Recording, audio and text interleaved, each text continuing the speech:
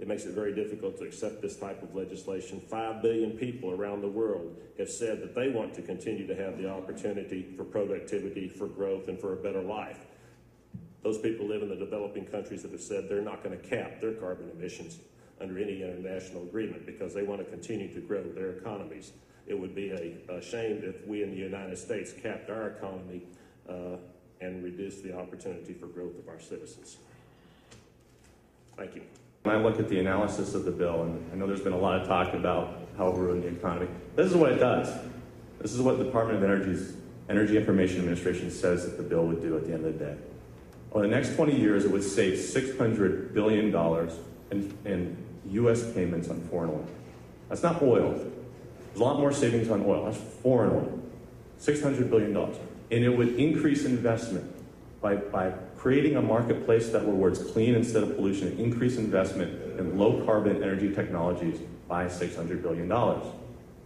Well, I don't know about everyone on this panel, but I certainly would rather spend that money here in Made in America energy alternatives than continue to pump it overseas for oil. Thank you very much. Having said that, I'm not here to say I oppose the legislation, I support the legislation, but what I want to do is focus on why I think the legislation is fundamentally flawed in 5 ways, the various versions we've seen, in achieving what it purports to achieve. We've seen RGGI, we've seen the Western Climate Initiative, we've seen the California Cap and Trade Scheme. Those are sitting kind of in limbo waiting for Congress. If Congress doesn't act, there's going to be regional, state, local, it's going to be a god-awful mess out there of competing state and regional programs for greenhouse gases. And one of the things that congressional action can do is institute a uniform system. So I think everyone is going to be advocating for congressional action because the alternatives are going to be less palatable than comprehensive climate legislation. All the issues that have been well debated, all the pieces can be picked up. And it's really a question for all sides as to whether they want to create something that is efficient versus a nightmare of command and control, which is not appropriate to the issue. And that requires everybody to step up and say, we got to begin to deal with this and create the best possible structure. And as I say, I think that can happen with the White House involved, Senate leadership, Republicans. There is a space to do it. It won't happen this year, I don't think, but it could happen early next year. We are foolish enough to think that China and India and the rest of the developing nations are going to return to bicycles and not have the same and want the same standard of living that we do. Then go ahead and pass this cap and trade legislation. I, for one, do not want to have this nation commit economic suicide.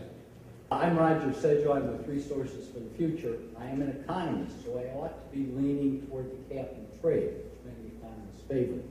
However, when I look at the system of allocating emission rights within it that's been discussed here, I find that very distressing that we're going to have emission rights allocated on the basis of the political system and on the basis of political decisions.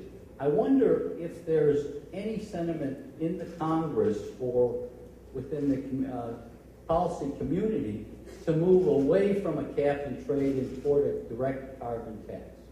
Thank you. There's a lot of talk about a carbon tax or a mandatory cap and trade system as being the only 2 ways to address moving our energy economy into a lower carbon energy economy. And if you want to do that for reasons beyond purported stopping of climate change, and you want to do it for reasons of reducing dependence on foreign sources of energy, reasons that there is mathematically a finite supply of fossil fuels in the world. Over the long term, we have an opportunity to make the adjustment, and we can do that through incentives, a renewable fuel standard, renewable electricity standard. We can promote the use of nuclear fuels, which is low carbon. I haven't seen anybody from the other side talk about that as an opportunity, since it is very low carbon.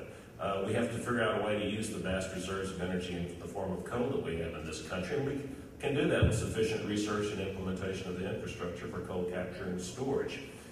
So there are alternatives, and we can move forward with voluntary cap and trade, as has been in place. If consumers want to reward companies that are reducing their carbon footprint, then they can vote with their dollars, and we can do that through a voluntary cap and trade system. So there are ways that are a lot less intrusive than what's been proposed now to move us in the direction of a lower carbon energy economy.